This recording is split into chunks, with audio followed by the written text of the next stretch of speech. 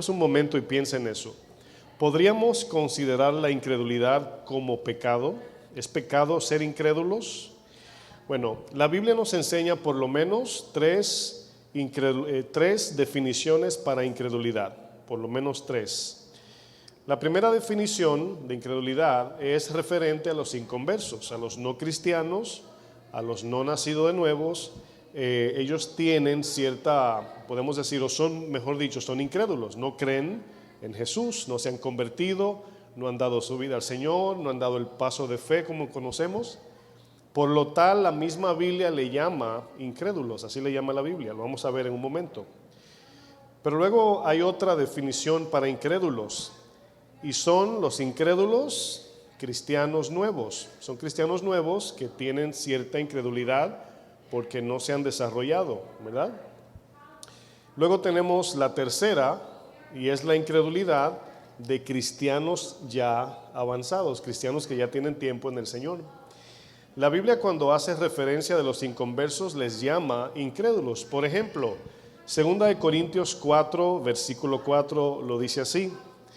Dicen: los cuales el Dios de este siglo, se refiere a Satanás, ¿verdad?, cegó el entendimiento de los incrédulos. Esos son los no creyentes. ¿Cómo sabemos que son no creyentes estos? Porque lo dice el texto: para que no les resplandezca la luz del evangelio de la gloria de Cristo, el cual es la imagen de Dios. Sabemos que esos incrédulos son inconversos porque el texto mismo dice que ni aún les resplandece la luz del evangelio.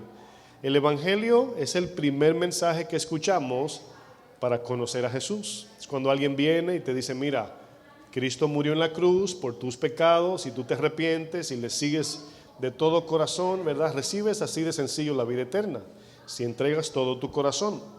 Sin embargo, la Biblia habla de cristianos incrédulos, y hemos visto ejemplos de esto. Por ejemplo, vamos a Hebreos 3. Hebreos 3, antes de leerlo, va a ser una referencia del Antiguo Testamento, pero es un verso que se encuentra en el Nuevo Testamento como advertencia a cristianos de ese tiempo, ¿verdad? Entonces, la Biblia no va a utilizar una advertencia de algo que no podemos hacer, ¿verdad? Si tú le dices al niño: mira, no juegues con el cuchillo, es porque el niño puede jugar con el cuchillo, se puede cortar. Entonces, este texto usa un ejemplo a los cristianos del tiempo de Hebreos, de este libro, pero usa el ejemplo de los que salieron de Egipto. Y dice el versículo 18, dice: y a quienes juró que no entrarían en su reposo. Ahora, si usted nota más arribita, ve preguntas. El autor de Hebreos está haciendo preguntas. ¿Y qué está haciendo? Está llevando a los lectores del libro de Hebreos, en este caso, que consideren cómo Dios trató con ese pueblo para que no les pasara a ellos. Esa es la idea. Es una pregunta, ¿verdad?, que tiene un sentido de despertar temor. Esa es la idea. Y les pregunta, retomo: ¿a quiénes juró que no entrarían en su reposo? Dice: sino aquellos que desobedecieron. Dice: y vemos que no pudieron entrar. Sabemos que está hablando de entrar a la tierra prometida. ¿Qué dice luego? A causa de incredulidad. Ahora, ¿por qué no iría una persona al reino de los cielos? ¿Por qué? Por incredulidad. ¿Por qué una persona va al infierno según la palabra? Porque no ha creído en el unigénito Hijo del Padre, sencillamente.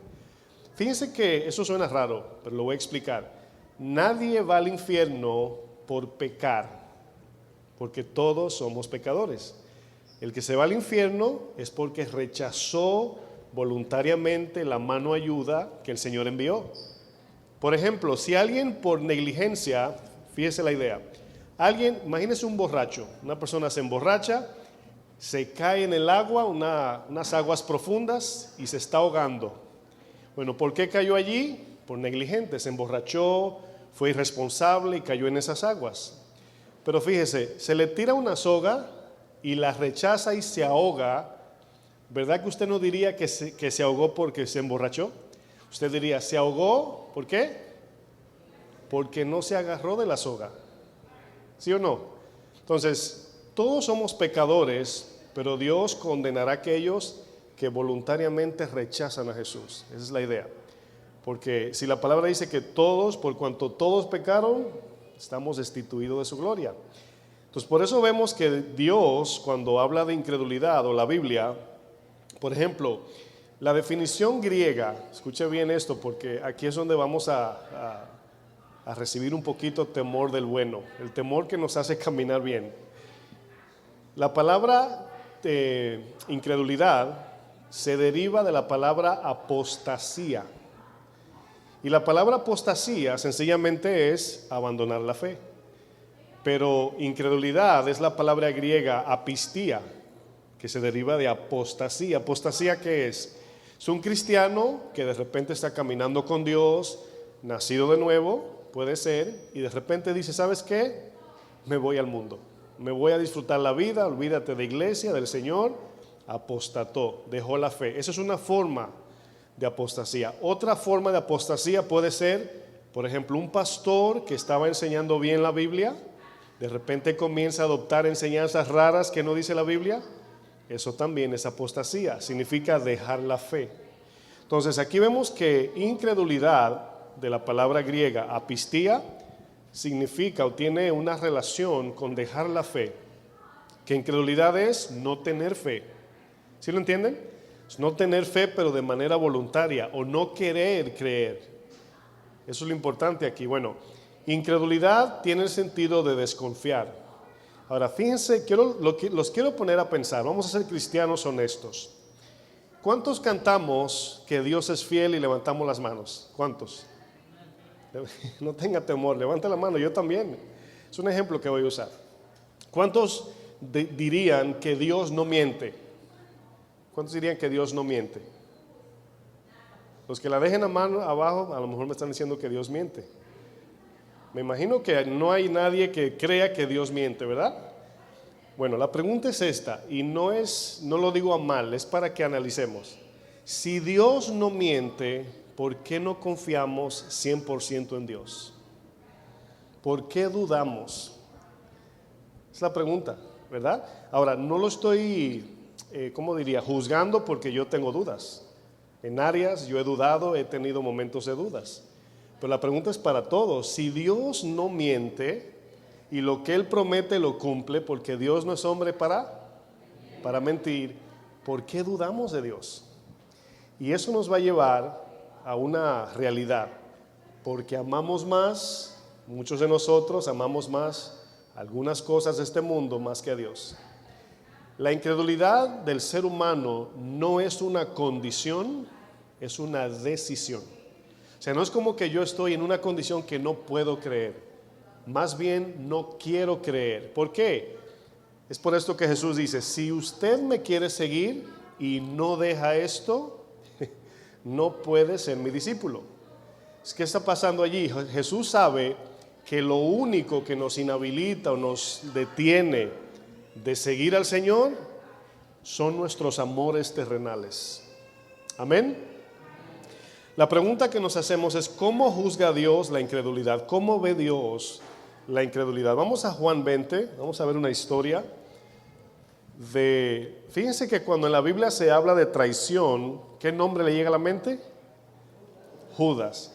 Y cuando se habla de incredulidad, Tomás, exacto. Vemos en Juan 20 algo que mientras yo estudiaba, son de esas cosas que usted sabe, pero como que no las asimila de vez en cuando. Juan 20, versículo 24, vamos allá.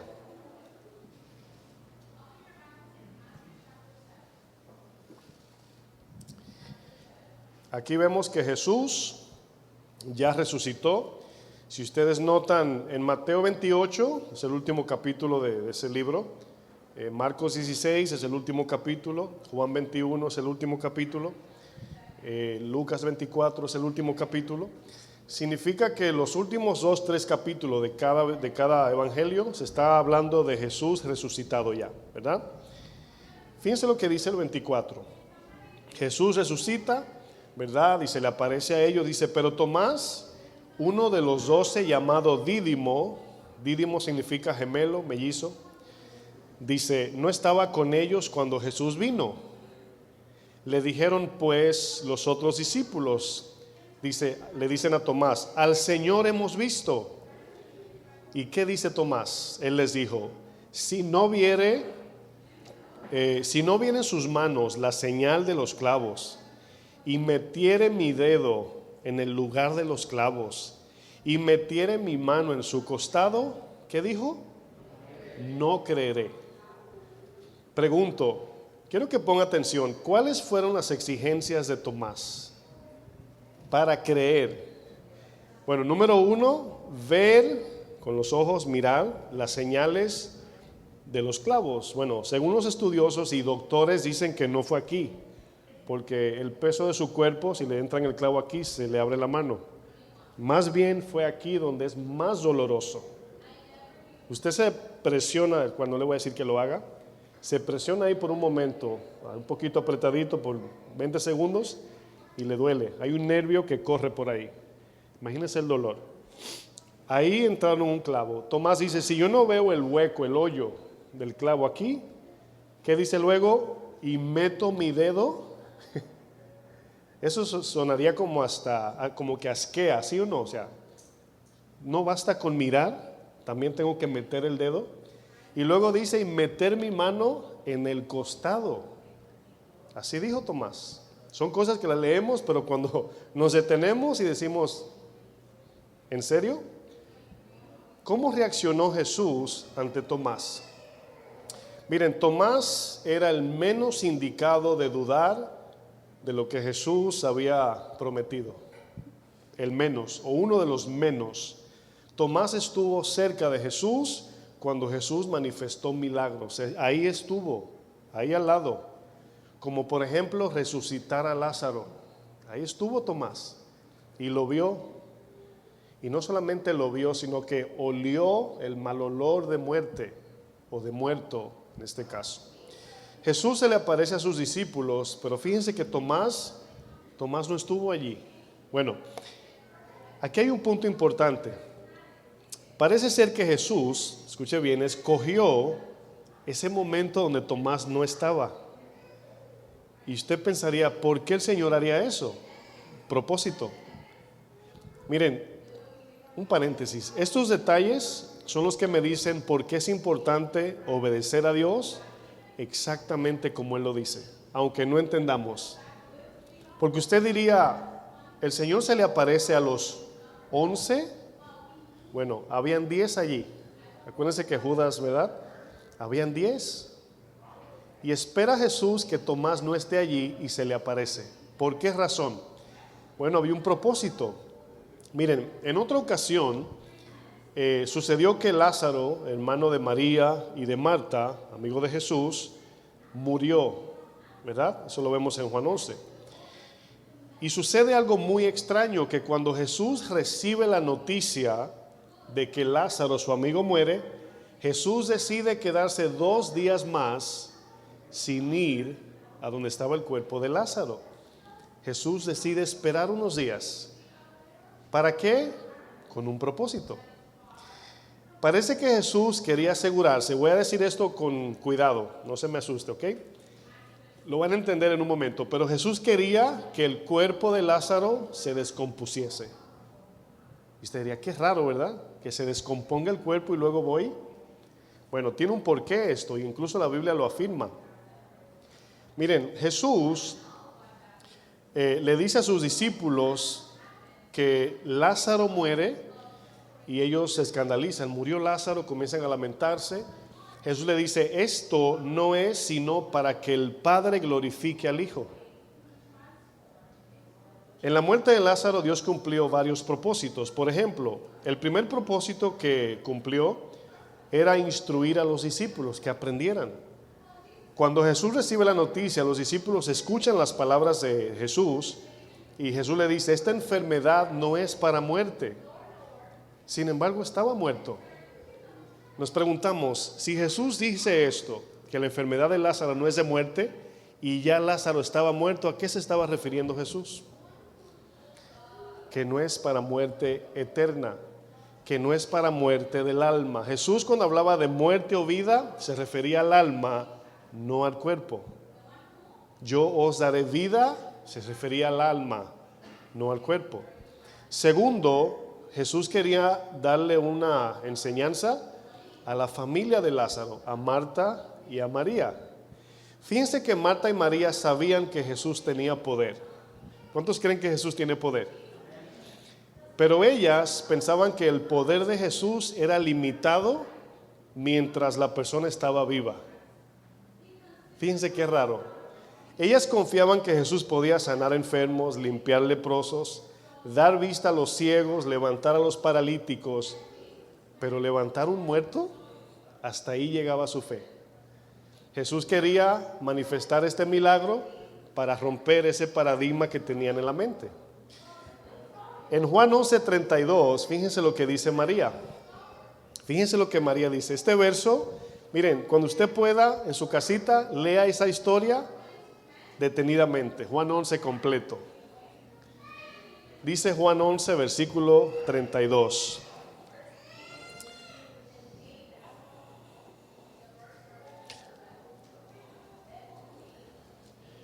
Dice: María, cuando llegó a donde estaba Jesús, al verle se postró a sus pies diciéndole: Señor, ¿qué le dijo?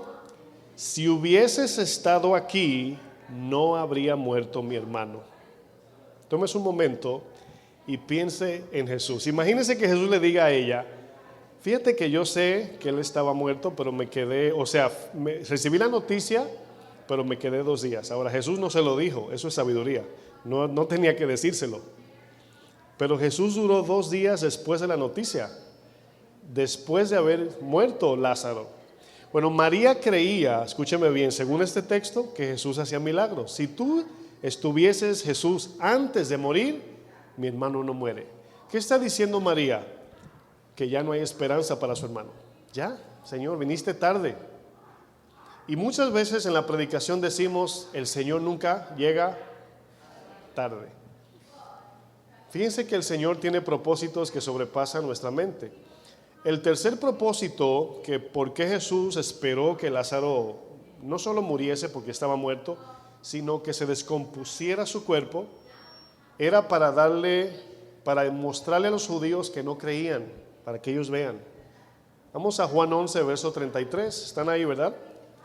Dice: Jesús entonces, al verla llorando, María, y a los judíos que le acompañaban también llorando, se estremeció en espíritu y se conmovió.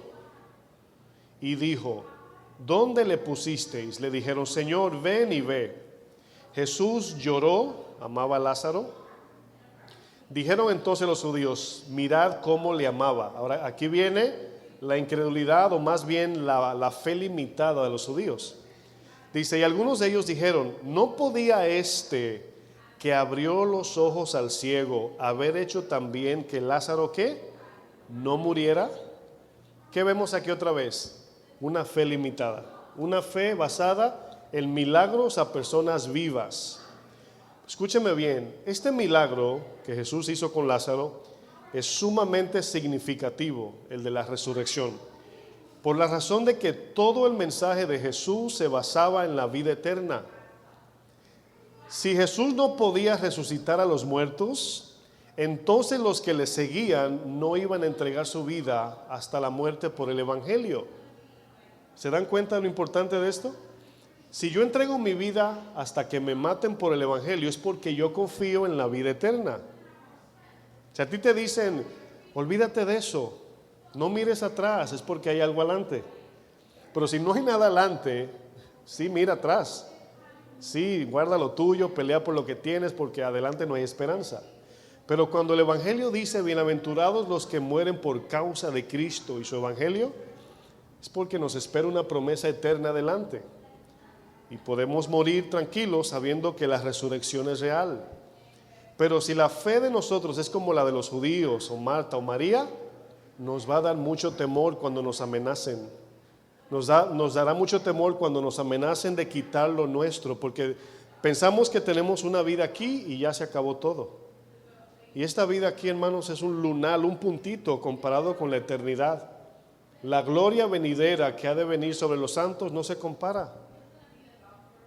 Amén. La bienaventuranza del que entrega su vida por Cristo hasta la muerte es exactamente la resurrección de los muertos. Por eso no tenemos miedo, porque tenemos una vida eterna asegurada. María, la hermana de Lázaro, había perdido la esperanza de volver a ver a su hermano con vida. Incluso María culpa a Jesús. ¿Se dieron cuenta? Si hubieses venido antes, él no se muere. Lo culpó, así como Adán y Eva le dicen al Señor, la mujer que me diste. ¿Por qué Jesús esperó 2 días? Vamos a leer el verso 38. Vamos a ver aquí, ¿se acuerdan que le dije que Jesús esperó la descomposición del cuerpo? Se van a dar cuenta que la Biblia afirma lo que le estoy diciendo. Dice el 38, Jesús, profundamente conmovido otra vez, vino al sepulcro. Era una cueva y tenía una piedra puesta encima. Dijo Jesús, quitad la piedra. Marta, la hermana del que había muerto, le dijo, Señor, ¿qué dijo? Hiede ya. ¿Qué significa esto? Que ya los gusanos estaban comiendo el cuerpo. Ya se estaba descomponiendo, ya olía a amonía, olía mal. Ya los gases estaban saliendo de su cuerpo. Ya no se necesita un médico. Ya no se necesitan vamos a decir ¿cómo se llaman lo que tienen los de la ambulancia para resucitar? Le meten los cables y ya eso no funciona. Quiero que tome un momento, hermanos, y piense en qué tipo de milagros se necesita para resucitar a Lázaro. Ya no es los primeros auxilios, ¿verdad que no? El cuerpo se está descomponiendo ya. Está descompuesto, huele mal. ¿Sabe lo que necesita hacer Jesús o qué tipo de milagro? Crear a Lázaro otra vez. Eso hace que el milagro de Jesús apunte de que Él era Dios. Les hago una pregunta. ¿Se acuerdan de Juan 9? Un poco más atrás ellos lo mencionan. Este que le dio vista al ciego no pudo sanar a su amigo Lázaro. De ese ciego que ellos se refieren, nació ciego. Podemos decir, nació sin ojos. Entonces no era que necesitaba ir al mejor oculista. No, necesitaba ojos nuevos. ¿Sí entienden lo que estoy diciendo? O sea, el milagro aquí es creativo. Es un milagro que solo Dios puede hacer. Solo Dios podía darle ojos nuevos a este ciego. Como a Lázaro, nada más el Señor podía resucitarlo. Es importante todo esto. Marta le dice, Señor, hiede ya. Miren, esa palabra, hiede ya, nos contesta por qué Jesús esperó 2 días. Jesús quería, repito, que el cuerpo se descompusiese para Él hacer el milagro impresionante de la resurrección. Dice, porque hace 4 días, miren, un cuerpo para que después de muerto, claro, para que comience a oler mal y botar los gases y ya comience a descomponerse, de 2 a 4 días. De 2 a 4 días ya se está el cuerpo manifestando los gases, los mal olores, todos los gusanos, todo ya se está comiendo el cuerpo. Jesús duró 3 días muerto, ¿se acuerdan? Jesús quiso dejar muy claro que su muerte no fue que se durmió y salió, no. Jesús murió y resucitó. Pero es increíble como al resucitar tenía un cuerpo nuevo, pero tenía sus marcas. Tenía un propósito las marcas de Jesús. Y lo vamos a ver en un momento. Verso 40, Jesús le dijo, ¿no te he dicho que si crees verás la gloria de Dios? Miren, leer la Biblia de manera sencilla nos impacta, sin diccionario, sin griego, sin hebreo. Repita esto por un momento en su mente, sin mencionarlo con su voz. ¿No te he dicho que si crees verás la gloria de Dios? ¿Por qué Tomás quería ver para creer y ver la gloria de Dios? Ese no es el principio. Si crees, verás la gloria de Dios. Ese es el principio. creerle a Dios. Si Dios te dice, haz esto, que yo estaré contigo, Dios estará contigo. Hace un momento estaba en la mesa donde está el hermano Antonio y tengo alergias, ahora mismo tengo mucha alergia. Y ahí en la esquina se me trancó la garganta y comencé a estornudar. Digo yo, en un momento dije, no voy a poder predicar. Y cuando miro mis notas del tema, digo, ya estoy actuando como incrédulo ya. Y en ese momento me cambió el chip y dije, el Señor me va a dar gracia. Y ya, el Señor me va a dar gracia. Y me la está dando. Pero en un segundo, hermanos, podemos olvidarnos de las promesas de Dios. En un segundo. Y es lo que Satanás y este mundo y nuestra carne quiere, distraernos para que nos olvidemos que si creemos, veremos la gloria de Dios. Fíjense el 41. Entonces quitaron la piedra de donde había sido puesto el muerto. Y Jesús, alzando los ojos a lo alto, dijo, aquí viene otro propósito. ¿Por qué esperó 2 días? Gracias te doy, dijo, Padre, gracias te doy por haberme oído. Yo sabía que siempre me oyes. No tenemos duda de la relación de Jesús con el Padre. Dice, esta expresión significa, hermanos, que Jesús está hablando a voz alta para que los demás vean y escuchen. Dice el mismo texto, pero lo dije a causa o por causa de ¿quién? De la multitud que está alrededor, para que crean que tú me has enviado. Miren, aquí es donde viene el peligro de este camino cristiano. Si yo les pregunto, ¿qué necesitamos para tener más fe? ¿Qué usted diría? ¿Más milagros? ¿Que el Señor vuelva a abrir el mar en 2? ¿Ver a los muertos resucitar? Los que cayeron en el desierto vieron los milagros más grandes de la Biblia y no creyeron. ¿Sabe qué es lo que necesitamos? Lo que Romanos 10:17 dice, la fe viene ¿por qué? Por el oír su palabra. Hay muchos que creen que lo que yo estoy haciendo aquí es aburrido, pero no se imaginan que el contenido de lo que estamos hablando es la palabra inspirada por Dios que da fe, transforma el corazón y trae salvación eterna. Pero no se ve nada, o sea, no se está viendo nada con los ojos humanos, pero al que la recibe y la obedece, algo interno va a ocurrir. Y por eso es que la incredulidad es exactamente lo que nos aleja de Dios, es el error que nos aleja de Dios. Y por eso dice el Señor, lo dije a voz alta para que los que están alrededor vean. Dice el 43, y habiendo dicho esto, clamó a gran voz, Lázaro, ven fuera.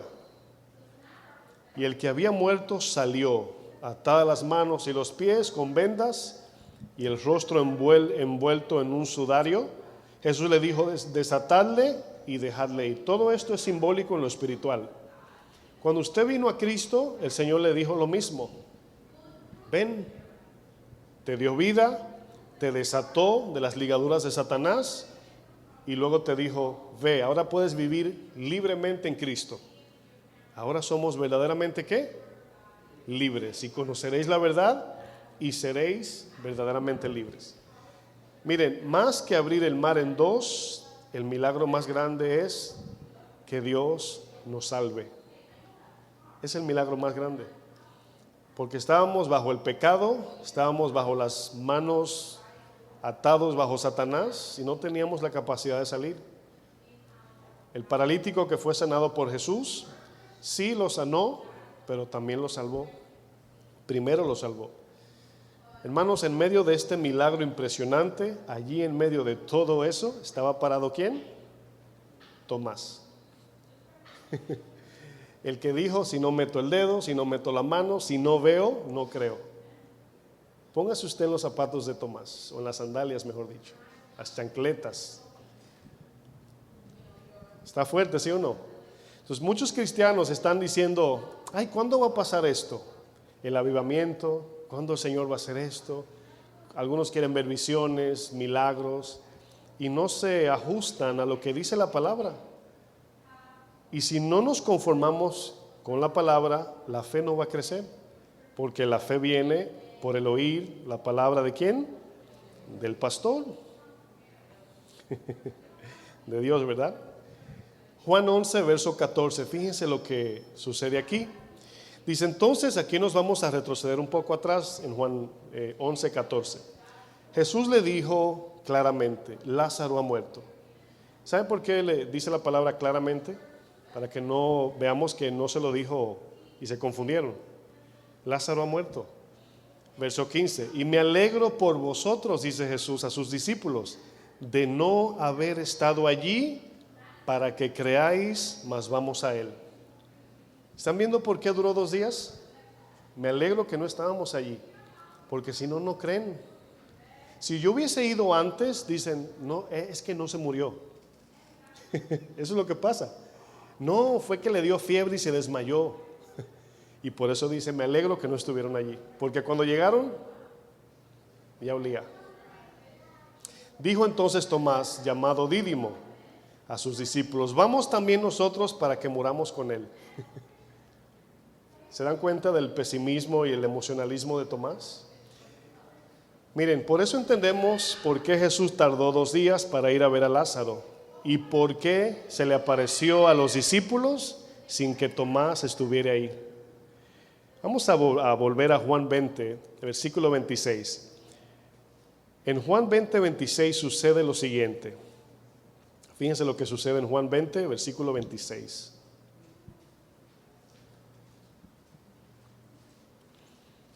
Dice, 8 días después de Jesús aparecerse a los 10, estaban otra vez sus discípulos dentro y con ellos. ¿Se dan cuenta que aquí la película se está enfocando en Tomás? Dice, llegó Jesús, lean conmigo, estando, ¿sí entendieron eso? Jesús entró por la pared, la atravesó. Jesús se apareció en medio estando las puertas cerradas. Se le apareció así. ¿Qué usted haría si se le aparece así? De repente un ángel. Por eso dice el texto, pasa a vosotros. No se asusten, en otras palabras. ¿Usted cree que Tomás necesitaba más de saber que era el Señor? Fíjense a dónde podemos caer, hermanos. Fíjense, porque quizás usted ve a Tomás como alguien por allá. Quizás ese Tomás sea yo. Se puso en medio y les dijo, pasa a vosotros.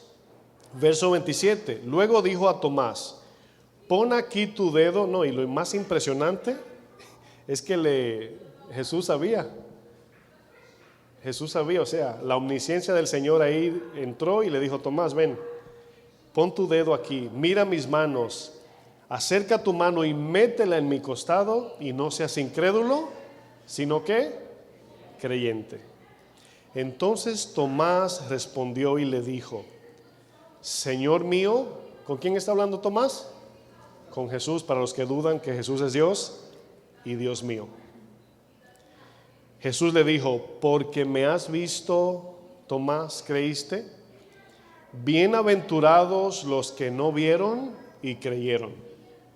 Siempre he tenido este concepto muy claro. Si yo, Fleming Tejada, hubiese vivido en ese tiempo, ni yo creo en Jesús.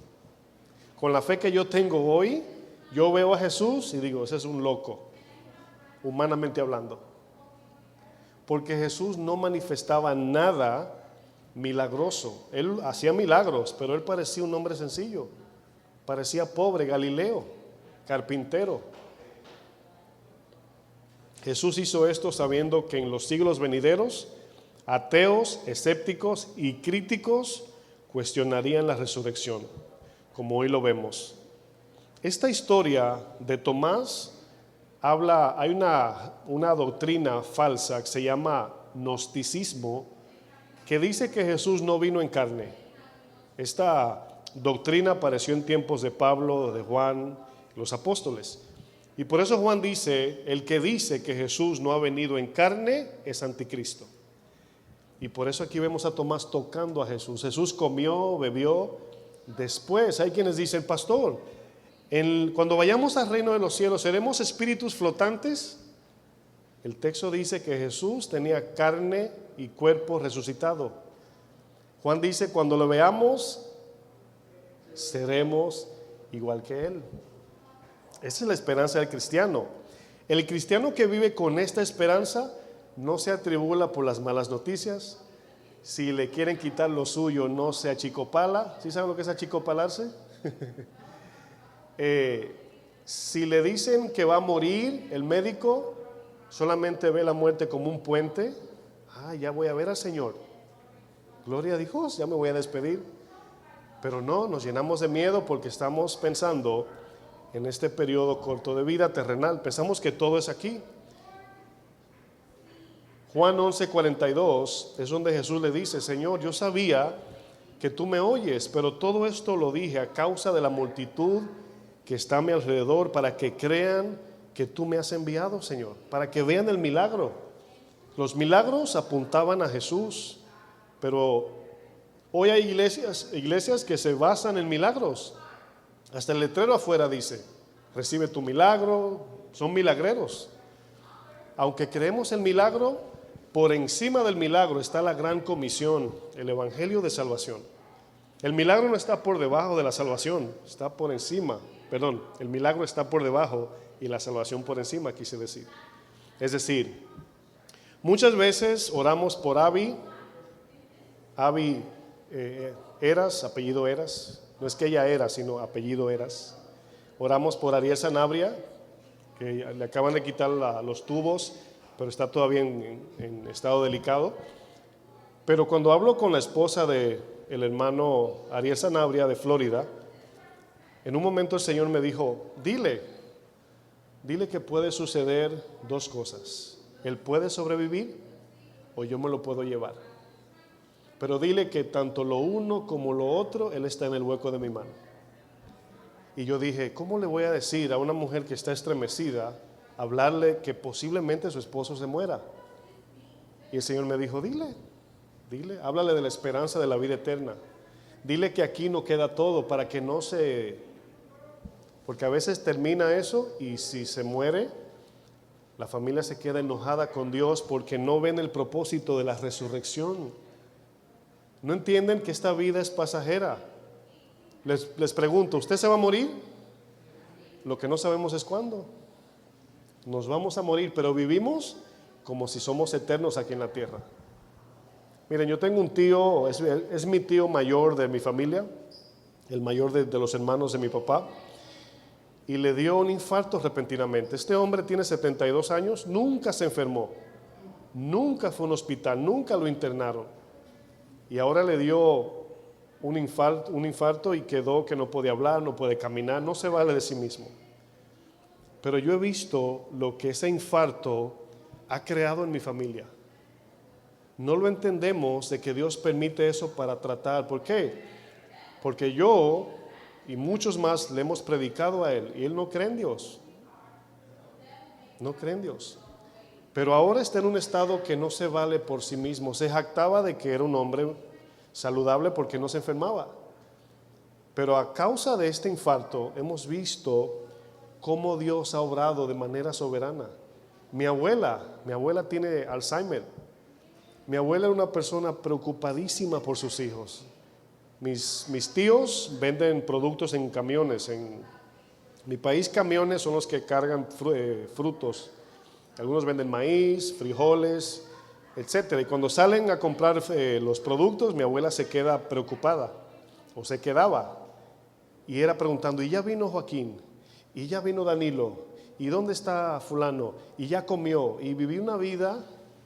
Le dio Alzheimer y parece una niña, tiene 92 años. Y mi tía, que acaba de venir de allá, le digo: ahora es que yo veo a mi abuela descansando con Alzheimer. Y decimos: necesitaba que le diera Alzheimer. Allá tenemos a la hermana Yaritza, que tiene el mismo caso con su mamá. Y si se termina el servicio y va donde ella, le va a decir lo mismo. Yo siempre le digo que la mamá de Yaritza y mi abuela se parecen. Cuando ella me la describe, digo: así es mi abuela. La mamá de Yaritza también tiene su problemita de Alzheimer. Pero ahora es que está tranquila, mansa, se deja llevar. Antes no. Y ya está así, ¿verdad? A un resbalón para dar su vida al Señor. El Señor hace eso para que vengamos a Él. Pero no creemos, nos quejamos: ¿y por qué a mí, Señor? ¿Y por qué yo? Si yo nunca he matado a nadie. Se nos va el tren. Dios tiene planes que no entendemos. Él sabe cómo lo hace. Él sabe. Jesús explica que la incredulidad es una decisión y no una condición.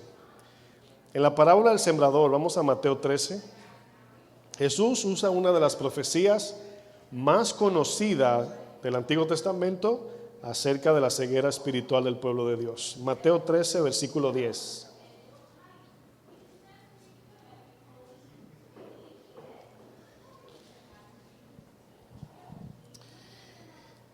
Creo que todos conocemos la historia de la parábola del sembrador. La parábola del sembrador nos ayuda a entender por qué existen personas que no creen. Y allí vemos en la explicación de Jesús que no es porque tienen una condición de incredulidad, sino que por amor al mundo no quieren creer.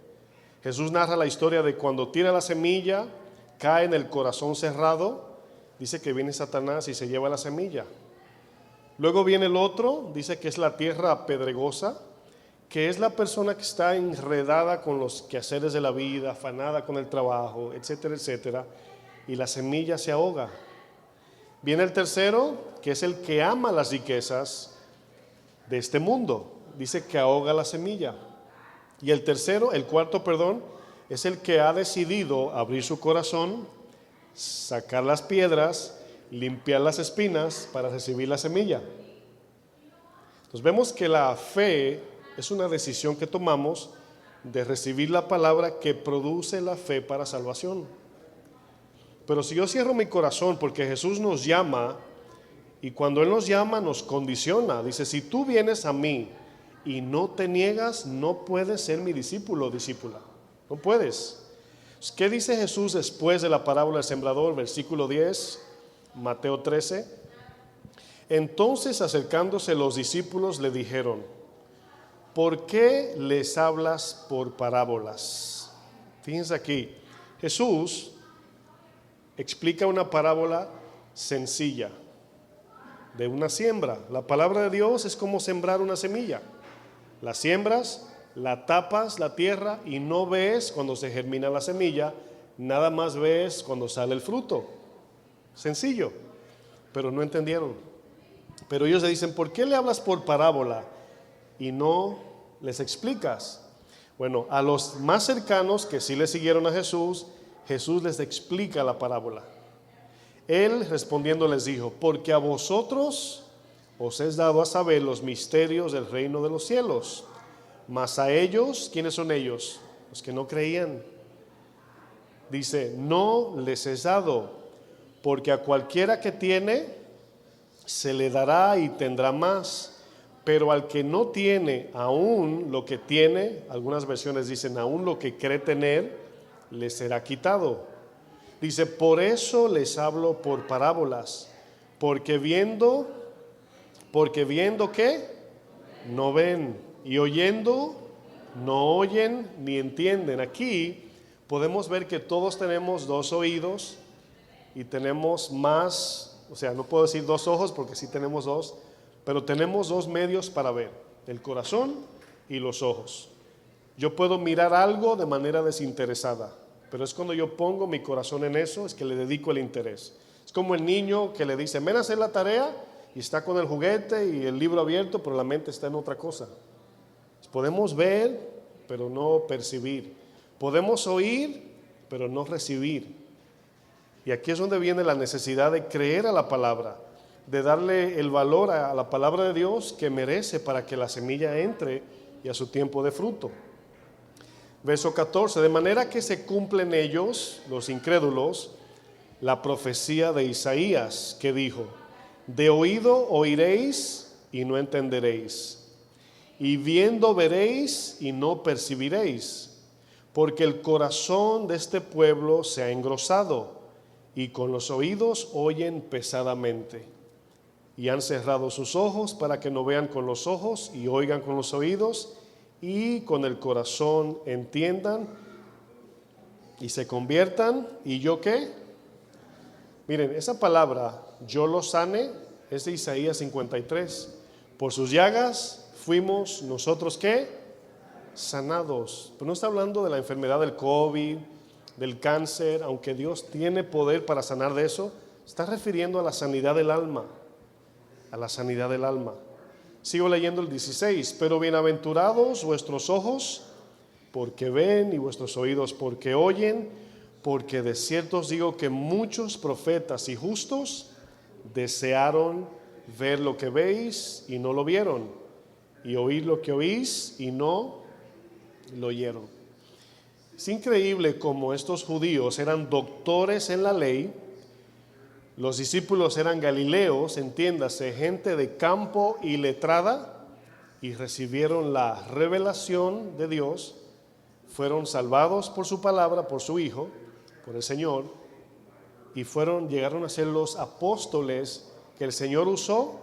Y hoy hay que ir hasta una universidad para poder entender todos los misterios de los evangelios que están encerrados en la Biblia. O sea, para entender no tenemos que ir a universidades. Me refiero más bien que hoy hay cientos de miles de libros para desarrollar esta Biblia. Los que la escribieron eran gente iletrada. Hoy pagas no sé cuánto para graduarte de teología, para entender las profundidades de la palabra que escribieron estos hombres. Sencillamente porque creyeron. Nada más creer. El Señor te dice en la palabra: perdona, perdona. Sirve, sirve. No robes, no robes. No manipules, no manipules. ¿Cómo sabemos que estamos creyendo a Dios? Porque obedecemos a lo que aquí dice. Así de sencillo. No te vayas por ahí, no te cases con yugo desigual. Pastor, pero yo creo que es cristiano. Yugo desigual. Así de sencillo. Pero ¿qué hacemos? Hacemos lo que nos dé la gana y luego le pedimos la bendición a Dios, ¿verdad? Es como el ladrón que se presina antes de robar. Señor, ayúdame en esta noche a encontrar qué robar. Así somos a veces, desafortunadamente. Hebreos 3, verso 15, para concluir.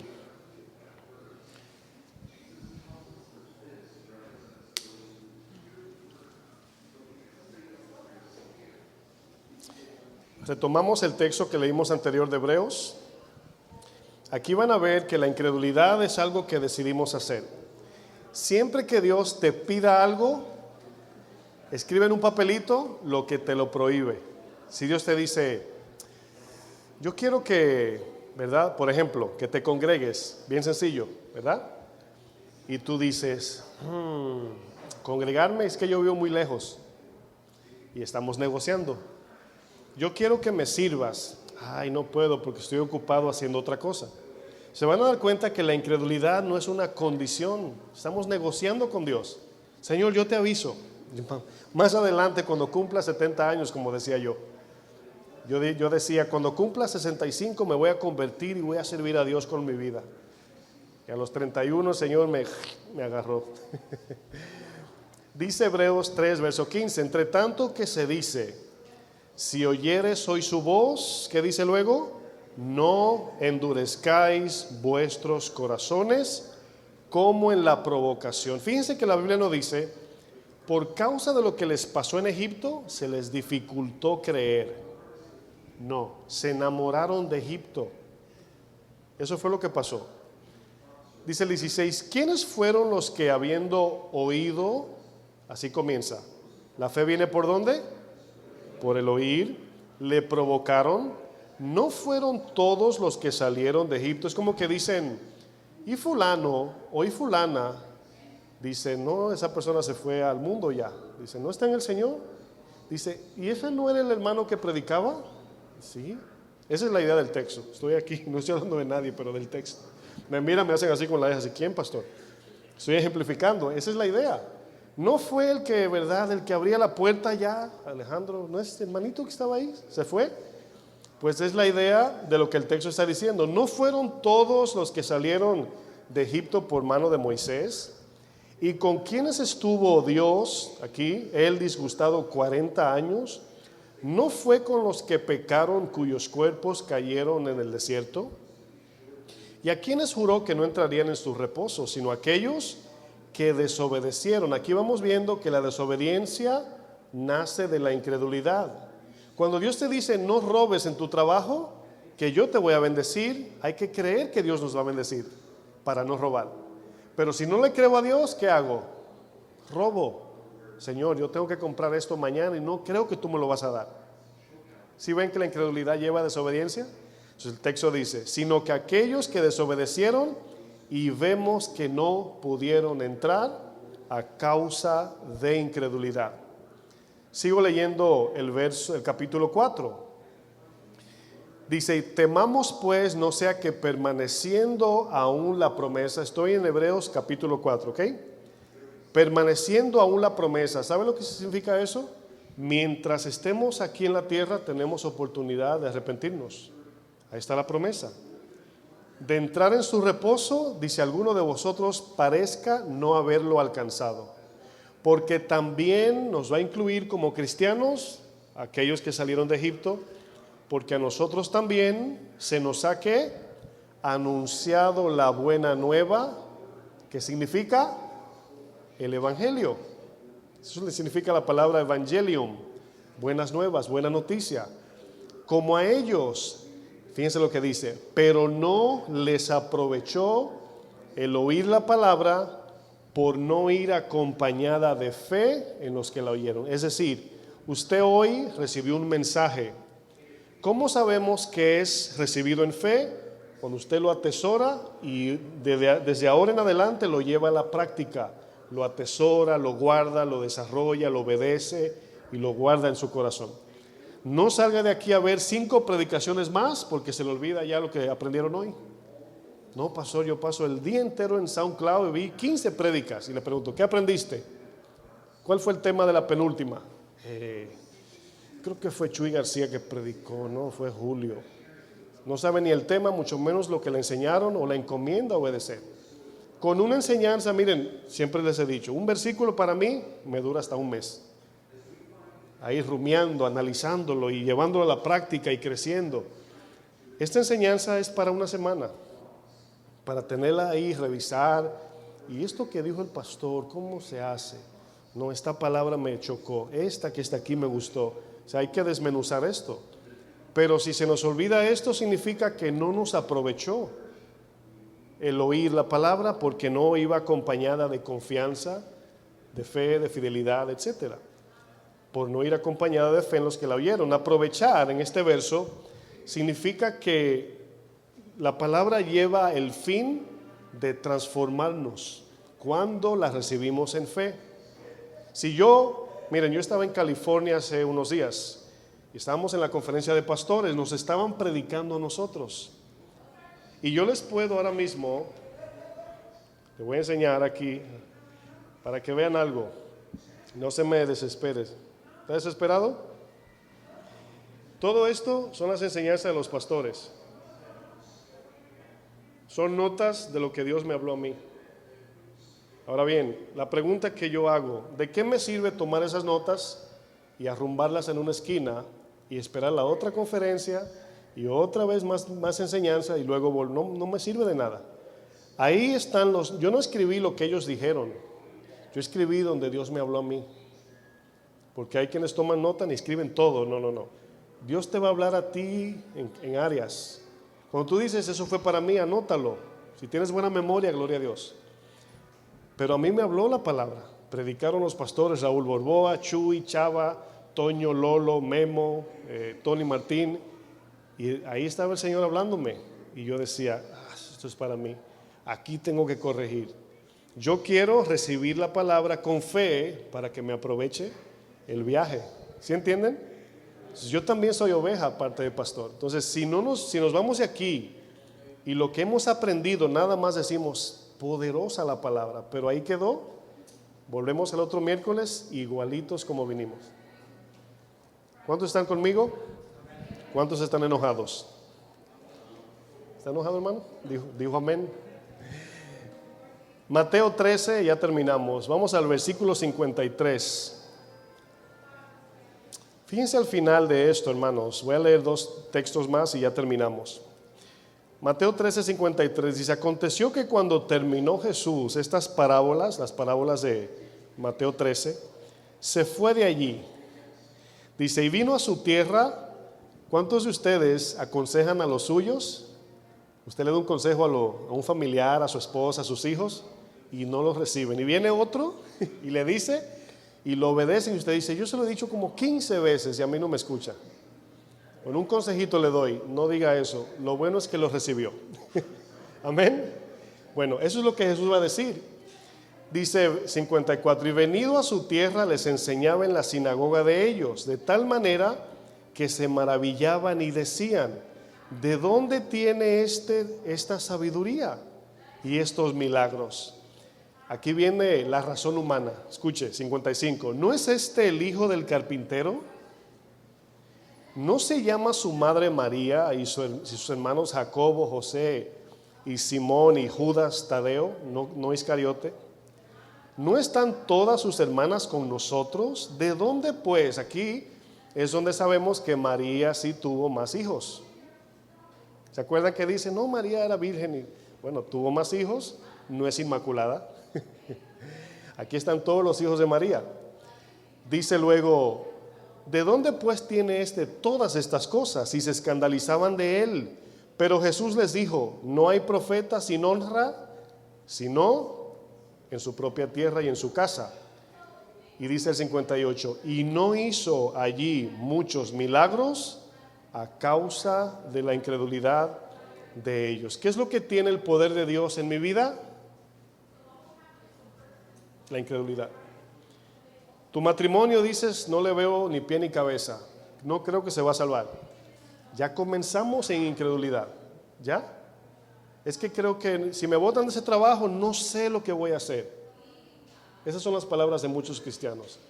Estoy enfermo, pero no sé si me voy a sanar y si me muero. Pesimismo, falta de fe. Y Dios no puede obrar en un terreno incrédulo. Porque de entrada ya le estamos diciendo a Dios, no creo que va a pasar, Señor. Todo va a estar bien. Bueno, si tú lo dices. Romanos 11, y ahora sí concluimos. Romanos 11, el 17.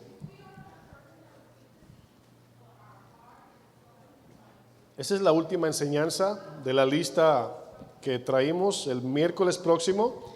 Si me toca predicar, cerramos esta serie. Pero hemos visto una lista de cosas que nos alejan de Dios, cosas que Dios desecha o cosas que si andamos en ellas no podemos decir que estamos con Dios, porque Dios no se puede contradecir. Miren, hace unos días hablaba con una persona y hablaba de ese tema de unirse con yugo desigual. La palabra lo dice así, ¿qué tiene que ver Belial con Jesús y el incrédulo con el creyente? No hay mezcla, es como aceite y agua, dice la palabra. Y esta persona conoce a otra persona y mira, te das cuenta así que no es creyente. La persona comenzó a visitar la iglesia cuando vio a esta persona. ¿Qué significa eso? Que se hizo cristiana porque le gusta a esta persona. Entonces, esta persona dice, mire pastor, yo tuve un sueño con esta persona. Yo tengo paz, que Dios me dijo que es esa persona. Y le digo, hermano, usted tiene paz y se soñó y le mostró. Entonces significa que el sueño está por encima de la palabra. Ahora, ¿dónde está el error? El error consiste en que a veces sí se casan con yugo desigual y Dios restaura esa desobediencia. Ese es el peligro. Pero fulana y fulano, bueno, sí, hoy está bien, pero nos perdemos de muchas cosas. Créanme, hay gente que pone por encima sus sentimientos que la palabra, y eso es caminar en incredulidad. No creen que Dios le puede buscar una pareja según la voluntad de Dios, o que Dios te diga, no te voy a dar una pareja. ¿Cuántos dicen tengo fe? Fe no significa que Dios me va a dar lo que yo quiero. Fe significa que yo voy a hacer lo que Dios quiere. No se le olvide eso para que no peleen con Dios. Si tú quieres, Señor, no hay otra forma de morir, pero no se haga como yo, sino como tú dices. Hay predicadores que dicen, no tienes una casa grande porque no tienes fe. ¿Dónde dice eso en la Biblia, hermanos? No eres sano porque no tienes fe. No tienes pareja porque no tienes fe.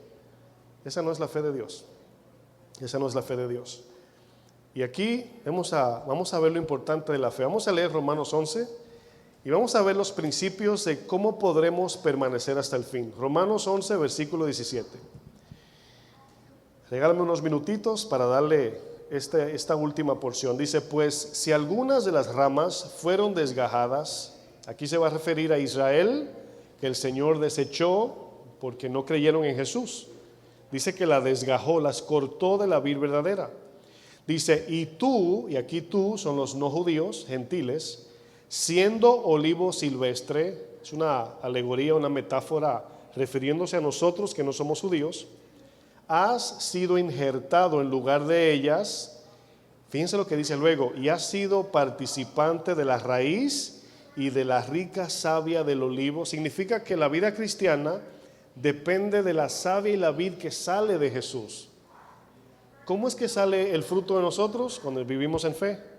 ¿Qué es vivir en fe? Vivir la palabra, así de sencillo. Sigo leyendo.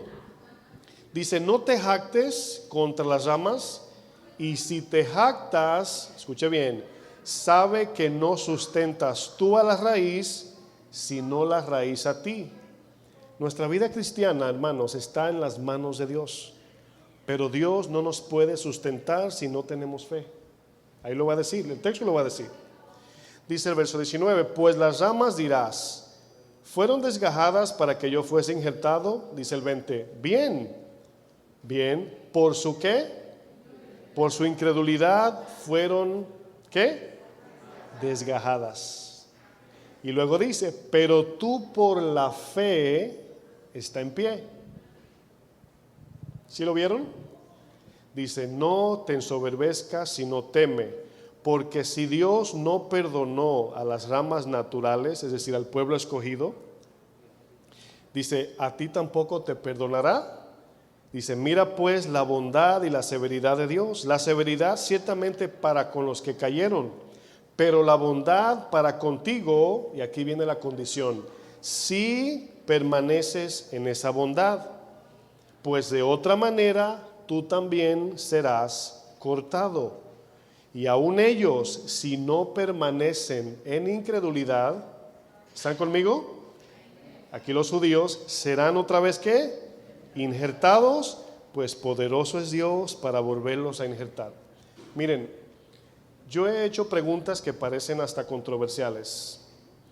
¿Tiene Dios límites? Y hemos estudiado que sí. Dios no puede mentir. Decimos que no porque no consideramos que Dios sí tiene límites. Dios no puede contradecirse a sí mismo. Dios no puede obligarnos a creer. Dios nos invita a creer. Y cuando creemos, entonces podemos decir, el Señor está en control de mi vida. Ahí es donde podemos decir, el Señor tiene control de mí. Dios no controla tu vida, Dios controla tu vida en fe. Cuando tú confías en Él, nunca Dios te va a obligar, siempre Dios te va a llamar. Nunca te va a imponer, siempre te va a proponer. Es así como Dios opera. La fe no está basada en qué tanta fe tenemos, sino sencillamente en hacer lo sencillo que Dios me dice. He aprendido a vivir día a día. Miren, tengo mucha responsabilidad, tengo mucho trabajo, algunos lo saben, y viene más trabajo. Al ir a California, nos instruyeron los pastores, tenemos más trabajo, pero yo hago lo que Dios me dijo que hiciera hoy. Pienso en lo que tengo que hacer, pero no me preocupo, cumplo con hoy. Mañana, dice que sus misericordias son ¿qué?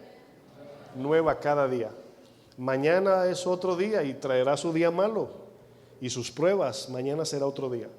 Pero hoy yo me enfoco, doy todo lo que puedo por lo que estoy haciendo hoy. Mañana igual. Entonces significa que yo voy a vivir una vida de pasos de fe, no a ciegas, sino según la palabra me enseña. No ando hermano, solamente crea en Dios, Él lo va a guiar. No. Fe significa vivir su palabra. Todo lo que Dios me diga que haga, yo lo voy a hacer. Eso es vivir en fe. no es decretar lo que yo quiero y ver si Dios me lo da. Miren, para concluir, y sé que he dicho esto como 5 veces ya, ¿verdad? Pero es importante, usted como creyente va a ver 2 grupos en la iglesia. Está el que crece y el que se queda atrás. Y por fe, aquí no hay de los que se quedan atrás. ¿Cuántos dicen amén? Le faltó fe.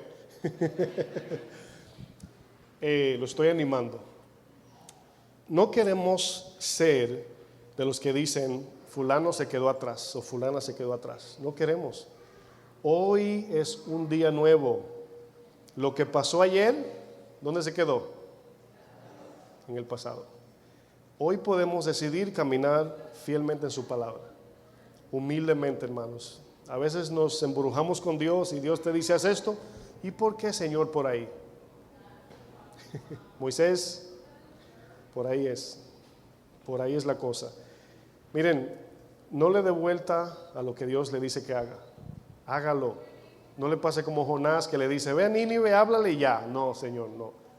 Primero méteme en el pez y cuando pases por el proceso luego yo voy. ¿No es más fácil obedecer, sí o no? Es más fácil, hermano. Dios quiere bendecirnos, pero sin fe es imposible agradar al Señor. Amén. Póngase de pie.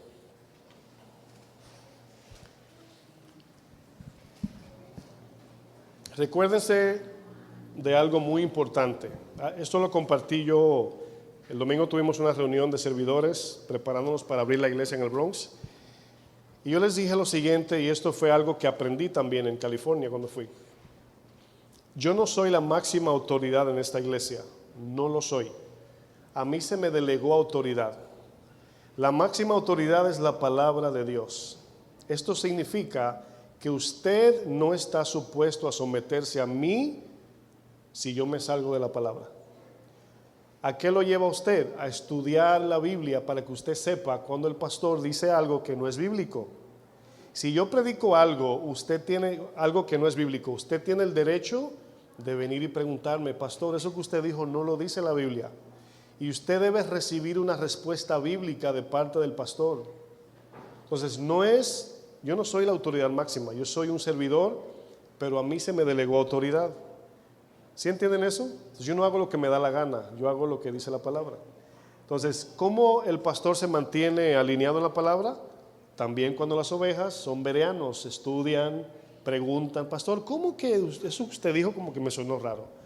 Un día prediqué yo de que ¿habrá algo imposible para Dios? Y yo dije que sí, y al final del servicio un hermano me dijo, pastor, me chocó eso que usted dijo. Y nada más le pregunté, ¿no crees en eso? Me dice, no, para Dios no hay nada imposible. Y le dije, ¿Dios puede mentir? Y luego me dijo, no. Entonces es cuestión de analizar, preguntar y concordar con lo que la palabra dice. No es lo que uno cree o inventa. Entonces nos bendice a los pastores que la oveja sea estudiosa, que vea su palabra. Nos bendice porque nos mantiene en orden. El problema es que cuando el pastor es sano y enseña bien, la oveja dice, mi pastor es tan bueno y te enseña bien que yo ni abro la Biblia. Y caemos en la idolatría. ¿Están conmigo? Los estoy cuidando porque no siempre usted se va a quedar aquí. Algunos se van de viaje, algunos se van a mover a otro país. Y cuando busquen otra iglesia, no tiene que ser casa de oración, pero tienen que ser bíblicos, tienen que ser de la palabra. Amén. Entonces vamos a andar por fe, a obedecer su palabra y luego vamos a ver nosotros con nuestros propios ojos la bendición de Dios. Levante su mano, vamos a enseñar de rendición y vamos a pedirle a Dios que su Espíritu Santo, esta palabra que hemos recibido, esa semilla que Él ha sembrado, germine. La palabra nos enseña que debemos retener esa palabra. Decir, Señor, yo no quiero ser incrédulo, no quiero ser incrédula, quiero ser un cristiano, una cristiana de fe. Yo quiero vivir según tu palabra. Tus bendiciones son condicionales a lo que tu palabra dice, Señor. Queremos vivir una vida de santidad, una vida de justicia, una vida que refleja el carácter de Cristo. Y cuando tú me digas que hagas algo, Señor, no debo cuestionarlo porque tú eres Dios, tú no mientes, tú eres veraz, eres justo, eres bueno, eres santo. Y sabemos que al obedecer, veremos, así como le dijiste a Marta y a María, ¿no te he dicho que si crees, verás la gloria de Dios? Sabemos que creer es vivir lo que Él dice que hagamos. Jesús dijo, todo el que me escuche y haga estas palabras, lo compararé a un hombre y a una mujer prudente que edificó su casa sobre la roca. Vinieron los problemas de la vida, los golpes, las altas, las bajas, y golpearon con esta persona, pero se mantuvo firme porque su vida estaba establecida en la roca, el cual es Cristo. No queremos ser cristianos incrédulos, queremos ser cristianos maduros que aman a Cristo, aman su palabra y glorifican su nombre. Te pedimos, Padre, que selles a través de tu Espíritu Santo todo esto en el nombre maravilloso ¿de quién? De Jesús. Amén. Gloria a Dios. Denle un aplauso al Señor.